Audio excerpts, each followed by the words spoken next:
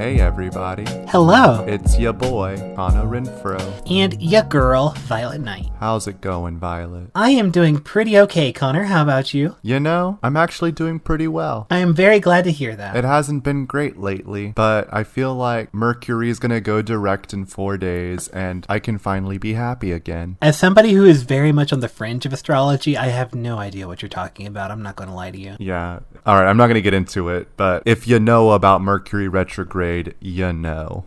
If you don't know, Google it, because we're not going to waste our time talking about it, because astrology is fake as shit. I mean, fair, but it's still fun, and frankly, I think it's fascinating. It's just I know nothing about it.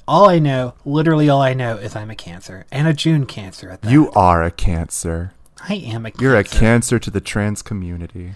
I've been called that before. Have you? I mean, by you. Sorry, I'm actually just misappropriating a joke you made in the past that our audience doesn't know about. I mean, that's true, but whatever. The point is, yes, I am a Cancer, and you are. I mean, I know what you are, but you can still tell the audience. Actually, you know what? Before you tell everybody in the audience, if you know even remotely anything about astrology, guess what Connor is. 3, 2, 1... All guesses are final. Connor, what astrological sign are you? I'm a Scorpio sun, Aquarius moon, Virgo rising. Beautiful. Thank you. I love that for you. Yeah, it's like I'm a total drama queen. I'm completely self-loathing, and the persona I project out into the world is a control freak. I would never call you a control freak, but I can see you're adjacent. Right, yeah, it's only my rising sign. It's not central to my identity, but it's what I put out there. Right. Cold, calculating. You know, Virgos are psychotic. They're a mutable sign. They're an earth sign. They love domesticity. They love lists. And they're fucking soulless. To this day, I don't think I've ever dated somebody who wasn't an earth sign. And that was not by design. It just happened that way. Were they all like Tauruses? At least 75% of them were Tauruses. And the other one was a Capricorn? Is it a Libra or a Virgo that's an earth sign? Virgo is earth, Libra is air. Then it was a Virgo. Oh, Virgos are my weakness. Oh, I know in the Chinese zodiac I'm a dog. I'm a cock. Yeah, you are a cock. Rooster. I am a dog. I'm a bitch. You filthy, filthy bitch. Connor, that's the only thing you could ever say to me anymore to help me get off. Now that I know my mom listens to these, we might have to go back and cut that. Or at least bleep it. What? Does your mom not like it when I call you a bitch? No, but she probably doesn't like the idea of me talking about getting off to something.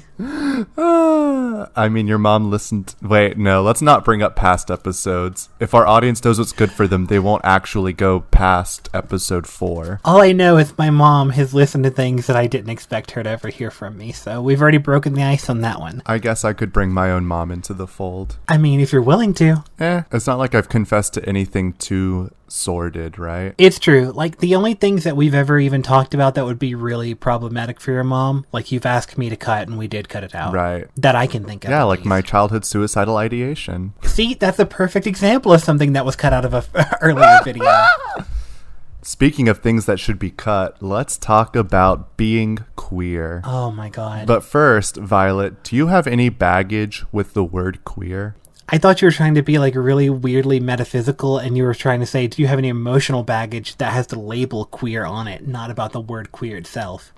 And I was like, yeah, I've got tons of queer-based baggage, but then about the word itself, I can tell you a little bit about my context of the word. Yeah, go for it. When back in the early 2000s, where gay was the popular go-to insult, especially for middle school boys and middle school people in general, it wasn't in my middle school. In my middle school, queer was the thing you go to when you call somebody, to try to isolate somebody or alienate somebody. You would just call them queer. You wouldn't call them gay. You would just go straight for queer. Oh, interesting. Yeah, so there was a lot of lunchroom talks where I was like, man, did you hear about this person? Totally queer, dude. Because that's how everybody in 2006 talked. They all said dude. They all said dude, and they all said, man, I can't wait for the first black president. I'm kidding. South Carolina, that was never on topic. No. All right. I ask because I use the word queer as like an umbrella for like non-heteronormative identity. For the purposes of this episode, I wanted to kind of like clear that air, give that caveat. I know for some people it's still like a huge slur and it hasn't been reclaimed for them. Right. And I wanted to know if you were going to use it the same as me or if we should find a different language. Oh, I think we're going to use it the same way because, in my opinion, I think queer has been pretty sufficiently reclaimed. Queer being, like you said, an umbrella term for anybody who's non-cishet. Like, it can refer to anybody that is, like, outside of what is supposedly the normalized gender binary or somebody who is outside of, like, heterosexuality. If it is any associated with any letter of the acronym, then it's, like, can be qualified as queer. That brings up an interesting point because I've had people try to say that, like, BDSM or polyamory or like any kink is technically queer because it's non-normative. See, I'm really hesitant to ever say that because that means, like, this is going to sound very strange, but that kink, polyamory might be a different story, but I really don't know how to break into that one right now. But, like, especially for things like BDSM, if it starts to be part of your everyday life and it's an identity that is inalienable from yourself and your everyday working day life, then I would say it gets a letter. You know what I mean? Like, like being gay, being transgender, if you have a husband, if you have a wife, if you are of a gender, like a non-birth assigned gender identity, then I would say that that's something inalienable from yourself that you do carry with you every day, and therefore it gets to be part of, like, the community. But anything that is rooted in a fetishistic understanding of the world that is exclusively related to sexuality and does not ever leave the bedroom, I think it's a different thing. I don't know why. Well, yeah, I agree with you. My understanding of queer is that, like you said, it's an integral part of your identity. And for kinksters, if your kink is part of your identity, then I don't know, that's a little like, right. I don't think about my bedroom activity as like integral to my sense of self. Whereas the people with whom I'm attracted and would consider a relationship with and the gender role I play in society, those are integral to my identity. Right. So that's just the first point you made. Secondly, I do see queer as specifically, not cis-sexual or cisgender, heterosexual normative. Right. And if you are a straight person, if you're a straight cisgendered person performing BDSM, you're not doing anything to queer the discourse. Exactly. You're not performing queerness, you're performing kink. Right. I 100% understand. I really do agree with that definition. And I think that's one reason it's like, based on the way I phrased it, it almost makes it sound like, okay, well, gay is a sexual identity. How come it gets its own letter then? Well, it's because it also influences, like you said, your attraction to people, like, as an exclusive identity whenever you leave the bedroom too. Like, whenever you're dating, you are gay because you exclusively like somebody who is also male, or you're lesbian because you love someone else who is also female. Like, for example, I'm pan and it's a sexual identity. It does influence my bedroom behavior, but whenever I leave the bedroom and whenever I'm outside in the world, it also does influence my decisions when it comes to, like, choosing somebody to be a romantic partner. So it is very much a part of, again, my identity outside the bedroom. Yeah, and my understanding of queer also comes from, like, a theoretical standpoint as well. So you have to, like, I don't know. I haven't really written down my thoughts on it, and it's almost a little too hard for me to think about in the moment. I was going to say, well, I understand it is a difficult topic, but do you want to take a minute, and should we actually discuss it, like, before going into a discussion on, like, gender identity formation? Not gender identity, but, like, LGBT identity formation? Or do you want to just charge in and we'll just sort of develop the discourse as we go? Yeah, so our original plan was just to talk about coming to terms with our queer identity, whether that be sexual orientation or gender identity. Right. And I wanted to open up this discussion with like just, some like content notes about use of the possible slur queer. Right. And then we got really philosophical. I mean, that's the nature of this podcast, baby. Yeah. I would rather just go ahead into the identity thing. Then let's dive in. And open up our comment section for our 2 fans to hash out a debate. Do we want to give a shout out to those 2 fans? Because I can pretty much name them off the top of my head. Do it. All right. First of all, hello, Maggie. Hey, Maggie. Also, hello, Trey. Hey, Trey. Also, I know a few other ones that might sometimes watch, but I don't know if I'd consider them full-on fans. I'm looking at you, Austin. Austin subscribed. I think he listens every week. Okay, then he also gets to be a fan. Hello, Austin. Hey. And if you'd like your name called out, also subscribe, and interact with us. And also consider joining our Patreon. Yeah, leave a comment if you actually listen to this. Because let me tell you, those feet pics of Connor are going fast. Yeah, I can pay my medical bills now. Thanks, everybody who pitched in. His cosmetic foot surgery is scheduled for next month. All right. We're going to be vlogging the entire way. Oh my gosh. So, sorry, before I completely derailed that conversation, where do we even want to start when it comes to identity formation? Well, actually, I think I do have one comment I want to make before we do fully dive in. Go for it. I think it's also important for people to know that you and I, particularly, we do share one commonality. Even though that we are completely, you being a bisexual man and me being a transgender pan person, we do share one commonality that makes us kind of unique in our situation, and that is we're both from South Carolina. Oh, shit. So I forgot about that. Exactly. We have some cultural coloring that we do have in common that is not exactly shared by the rest of the country or the world, for that matter. So we probably will need to address how that played into, at least I know for a fact it played into my identity formation. I can't really speak for you, but that's something I'm going to be informed with whenever we talk about it. It will be an interesting intersection. I don't know, by listening to you and by sharing my own experience, perhaps it'll come to light. Beautiful, especially considering we just recently put out an episode about Christian music. Hell yeah. Hell yeah. Heaven yeah. Heaven yeah. Violet, why don't do you want to start us off? Where would I start? So, Violet. Yeah. I don't know if I know this about you or not, but do you have a specific memory, or maybe now that you're grown up and fully inhabiting your trans identity, can you look back into the past and recognize a moment and be like, oh yeah, that was trans? Oh, absolutely. Connor, the problem with that being trans is there's so many of them. There's not just one moment I was like, oh, there we go, trans. There were so many different subtle indicia. For some people it's more subtle than others, but for me, I can name several points, and just in wrestling with them even as a kid and not knowing how to really approach the situation. Would you like me to talk about those, or talk about just the idea in general of wrestling with them? If you could give 1 or 2 instances that you feel truly illustrate the point, and then maybe comment on whatever feels appropriate. Okay, in that case, I will say, even as a kid, I grew up an only child, had no brothers, sisters, lived in the middle of the fucking country with no other people my age. So everything I was going through emotionally, I was on my own to figure that shit out.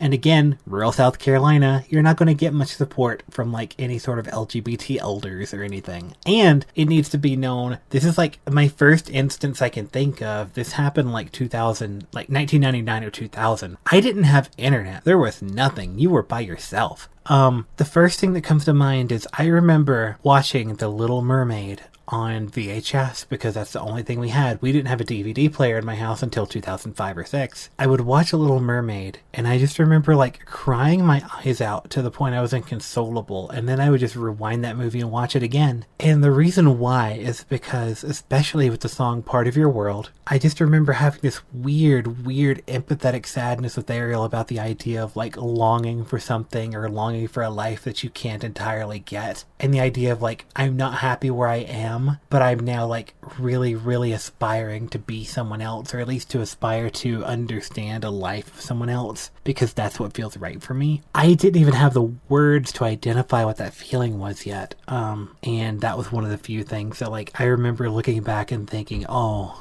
Oh, you poor baby. Because I just remember feeling so alone and thinking, what is this weird feeling if I don't fit in? And what am I looking for? What is it that feels wrong within me? And why am I hurting so much vicariously through Ariel singing about wishing she was somebody else or part of a different world? Was that too heavy to start out on? No, it's perfect. You can't be light when you're talking about being a trans kid. Ain't that the truth? And I guess the other one that I'd say would be like really openly transgender as a memory. If my mom is listening, I'm going to tell her this isn't the best one to listen to, even though she already knows the story because I've told it to her, but just like I'm going to talk more about the emotion that went into it. When I was like in elementary school, I don't remember what age, I was really fascinated with cosmetics. I thought cosmetics were really cool and I wanted to experiment with them, which like a lot of kids do gender experimentation, but I really liked the idea of wearing them and I knew that was something that was more ascribed to feminine qualities and there was something affirming about that to me. Well, one day when my parents were out of the house, my dad was at work, my mom was doing something. I think she was getting groceries or something. I knew I had the house to myself for a while. I experimented with her cosmetics. I put on makeup, I put on like all sorts of stuff. I put on eyeshadow, taught myself how to do like mascara a little bit. And then of course you wash it off, you go about your day, pretend like it didn't happen. Until I painted my nails.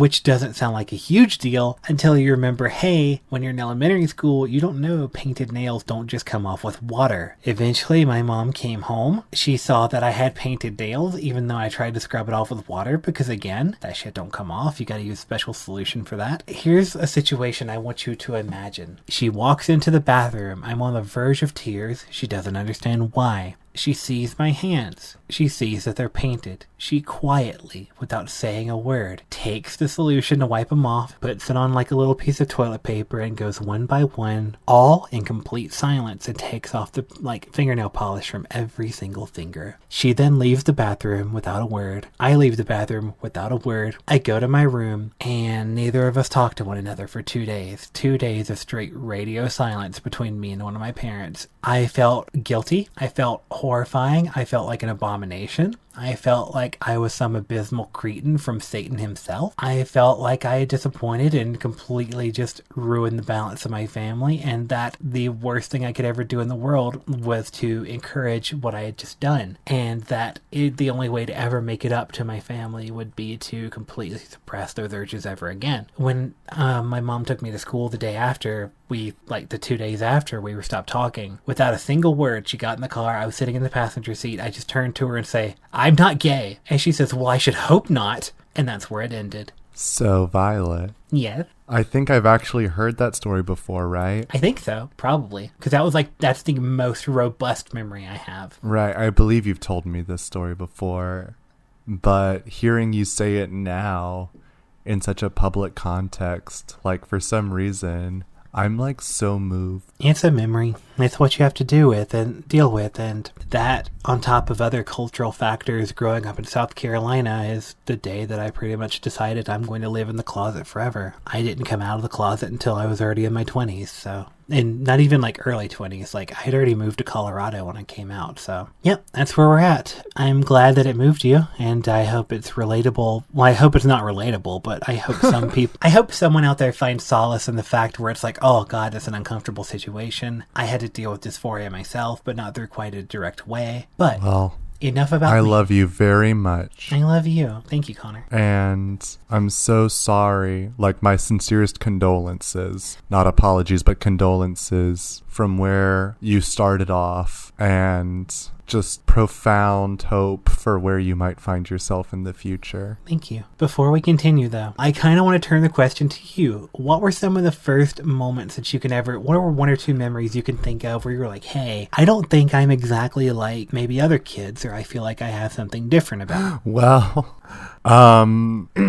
I'm not going to be able to match the emotional intensity of your story. Nor should you. I do remember, being a kid and loving watching like cartoons, and like for some reason I was always like really excited whenever like a cartoon character lost their pants and you could see their butt. Like literally this is how I came to terms with the fact that I have a humiliation kink. Just kidding. Oh, no. Not kidding. Anyway, hey everybody. I'm just like really off kilter right now. Like, No worries, me too, I promise. I mean, I guess we're talking about like childhood and gender confusion. Not gender confusion, identity confusion. I mean, okay, I didn't struggle with my gender, but I remember like going to bed as a kid wearing my dad's t-shirts, and I would lie in bed pretending it was a dress and I was a girl. Aww. It didn't turn out to be like a trans thing, to my knowledge. Right, to your knowledge. But, I don't know. Other than that, in terms of sexual identity, like, I know you mentioned, like, seeing characters without pants, but was there ever a moment where you thought, man, I might actually be bi? Right. So, I remember, like, being a kid and watching Cartoon Network and, like, Dexter's Lab, and I think it was really just Dexter's Lab where it's, like, in a few episodes he was, like, naked, and, like, I was really excited when you could see his butt. And it's not that I was even, like, sexually attracted, but it was just, like, fascinating to me that it's like, oh my god, naked people. And then interesting. Yeah, I think it like definitely shows that I have like a humiliation kink now. Gotcha. Not that I want to be humiliated, but like I like watching people get humiliated. Interesting. Anyway, this is not what you asked. The wine is hitting. Connor, what's it like to be bi? Oh, I remember when I found my humiliation fetish. I mean, are there bisexual people who don't know what I'm talking about? I don't know. Look into yourself. Oh. Not you, Violet, but audience members. Look into yourself if you are also bi and ask yourself, do I not love a good humiliation? Anyway, so no, like, moving on from like that, as I grew up, I was just like obsessed with like fictional characters being naked. And at one point, I didn't even notice it myself. Like somebody pointed out how it's like, wait, but that's a dude. I only get excited when I see girl people naked. And I was just like, oh, huh. And like this was like before I really understood what gay even was. I was definitely in like a school setting where gay was like an insult for stupid before we actually even understood what homosexuality was. And I was just like, well, that's strange because I like seeing anybody, any space, body. What's wrong? Nothing's wrong with you. Thank you, Violet. You're the welcome. correct answer is you drunk off wine. Oh, that's fair. Well, I thought you meant sexually. Oh, there's plenty wrong there too, trust me. Fair enough. I remember being in like middle school and like thinking like homosexuality is a sin, but it doesn't really apply to me. And then every like, Southern politician ever. Yeah, well, because I didn't really understand. Like, I was a literal idiot, you know? Like, I'm getting crushes on girls, like, exclusively only being attracted to women. But when I watch TV, like, fictional men, I'm spending the same amount of attention on them. Right. And then it wasn't until like late middle school, the end of 8th grade, the beginning of freshman year of high school, where I suddenly realized like, oh damn, I am attracted to men as well as women. Gotcha. It wasn't really a struggle for me in the way that the narrative seems to imply there should be like a struggle with like coming to terms with your sexuality, because I went straight from like realizing I have this attraction to like instantly bemoaning, oh no, but like straight men won't like me back. So I never like hated myself for having attraction to men. I went straight to like, oh no, I feel this way, but there's like a chance that they won't feel it back. And so it's not that I have to repress my feelings because they're wrong. I have to repress them because I'm like so invested in being like the cool and unaffected, mysterious boy on campus. And it's like, my God, Connor. I just don't want to like let somebody know I'm attracted to them and they're not attracted to me back. You are like a particular type of person. You're like every Homestuck fan I've ever heard of. Oh my God, don't bring Homestuck into this. What? Please. Wait, you know about Homestuck? Violet, I'm like the only person who's still reading It's Homestuck. true. I didn't know about it until I met you. Guess who introduced me to Homestuck? Did you say guess who? Yeah. It was my first girlfriend because I was dating girls. Oh, that's right. Because I'm bisexual. I remember you telling me about them. All right, Connor, I have a follow-up question for you if you're ready to go down this road. Sure. Now tell me, what was your coming out story like? Oh my God. I mean, if you have one. So I've had a few. Oh, I've got a couple. I'm very interested. So like, I didn't have like a legit coming out story with my friends because I was one of those friend groups where we were all like ostensibly straight. And then one by one, we were all like, we're all a little gay. And we all know it, I swear to right? God, Richland County is a different world. I was in like the richest, like most urban part of the city. Swear to fucking God, Columbia might as well have been the fucking moon from where I grew up. Ugh. Yeah, we're like the one blue county besides Charleston. Anyway. Yeah. And it's like we all became friends with each other while we thought we were straight. And then one by one, we all just like are like, you know. You only live once, right?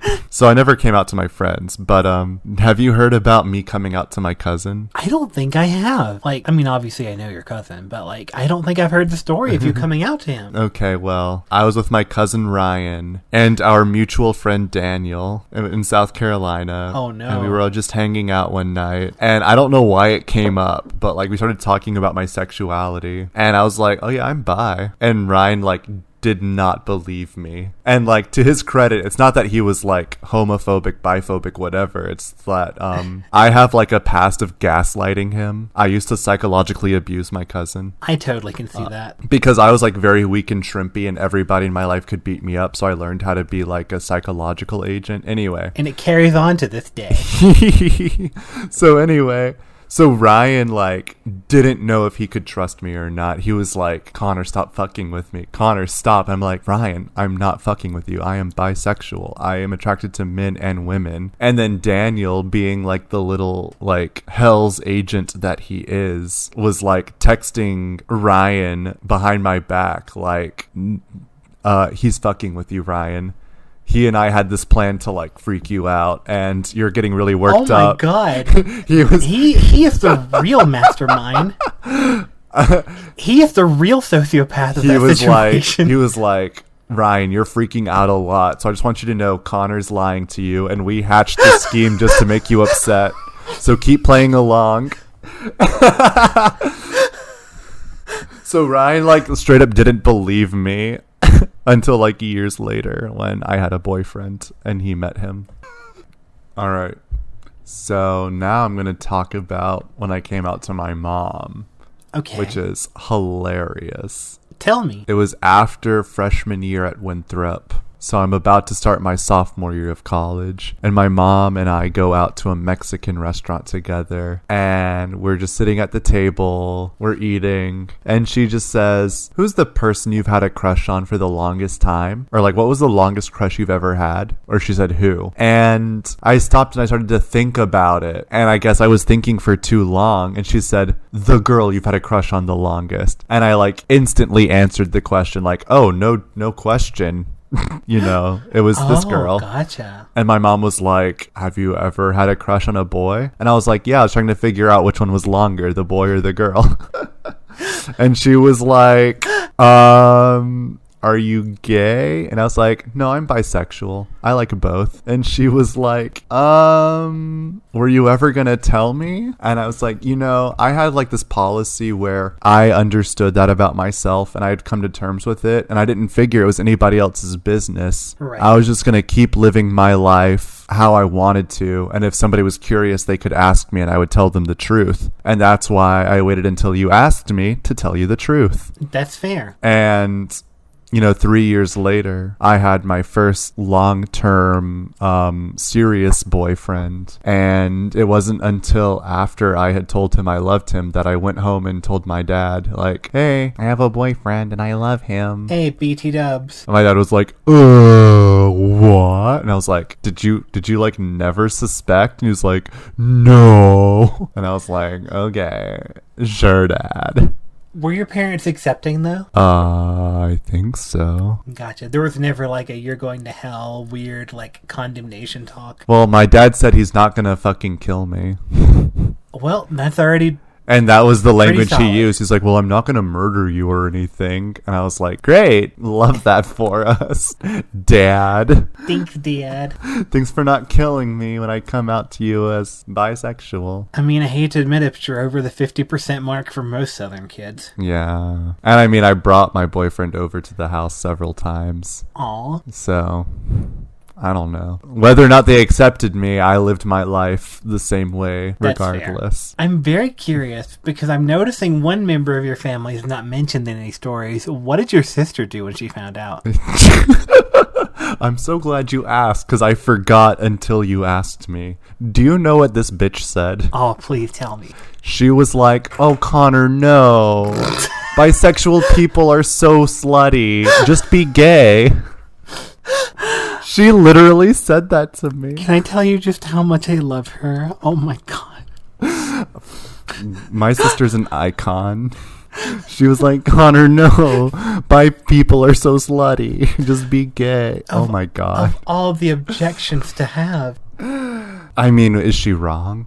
I mean, I'm a huge prude. Like, I'm celibate. I was gonna say, I'm pan, which is still. like the ultimate, like, it's like bi plus one kind of, and frankly, I'm also very prudish accidentally. Very much accidentally. I just don't have a huge sex drive. I just fall in love with, I treat relationships like lesbians, you know, I fall in love and then I like yearn for them from a distance. I don't know. I've actually met several lesbians in my life who are very much horn dogs. Okay, just kidding. I treat my life like a bisexual woman, where it's like, yeah, if a man chases me, I'll fuck him. But if I ever fall in love with a girl, I'll just pine for her from a distance.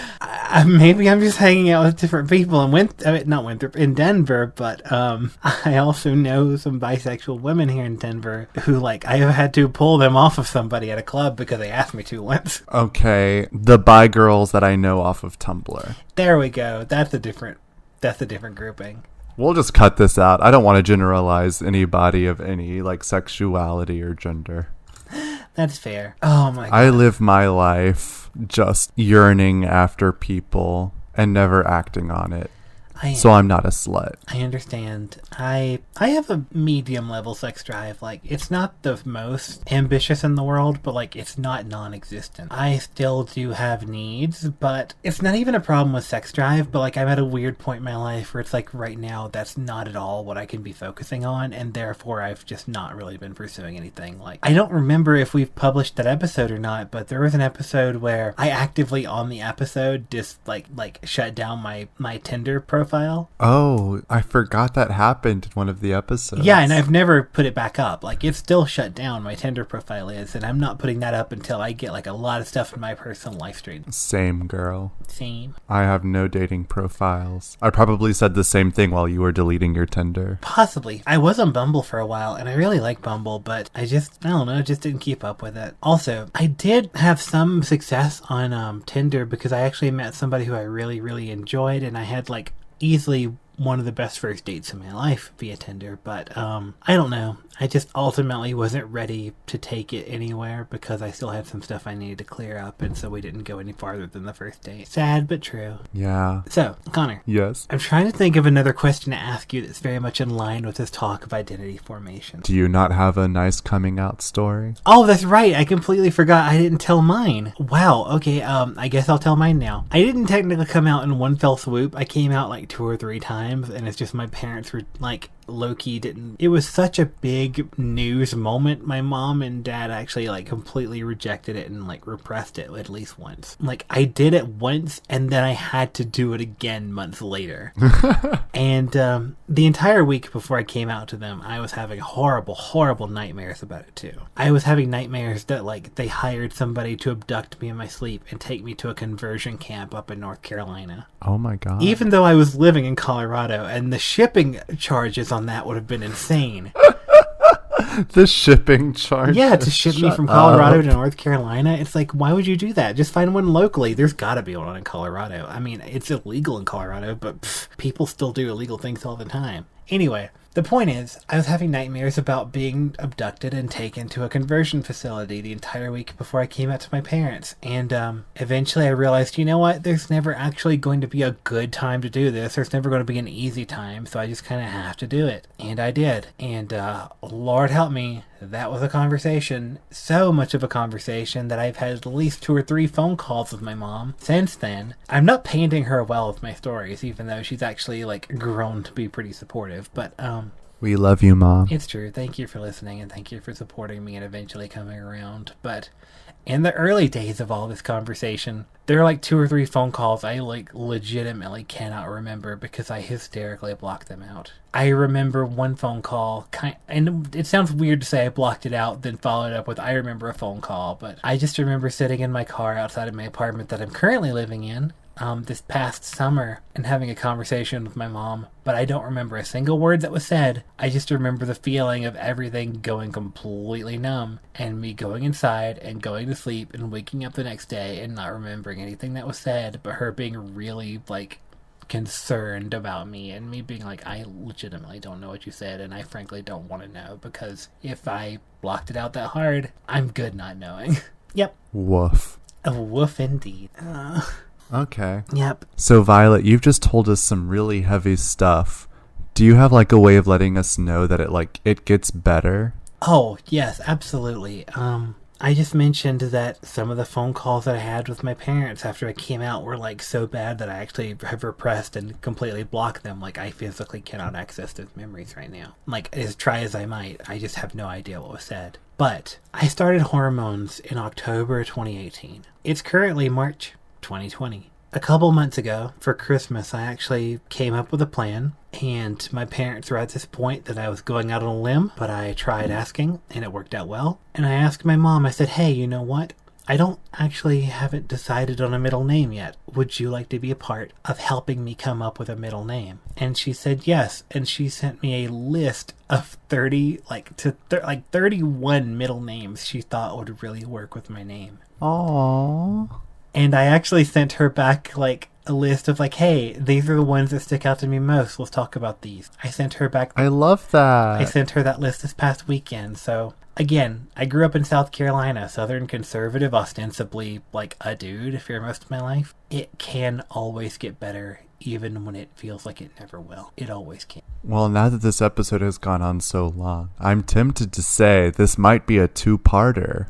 Hey, I'm down for it if you are, my dear. All right, audience. So this was just the beginning of our journey into the complicated world of identity formation with queer identity. Ho ho. Man, there has to be a smoother way to say that, but we'll save that for part 2. That's fair. I mean, I guess the smoother version would be queer identity formation. Wow. Oh my god, you should be an editor. Or LGBT identity. Wow. Oh my god, Violet, you're blowing my mind. Connor, wait. I hear something. Do you hear that? What is that? No. It's the outro music. Shit. We better hurry and wrap this shit up, yo. Okay, so this was the end of part 1 of queer identity formation. Join us next time where we get into some other heavy shit. Okay, bye, love you. Bye, love you. Bye. Bye.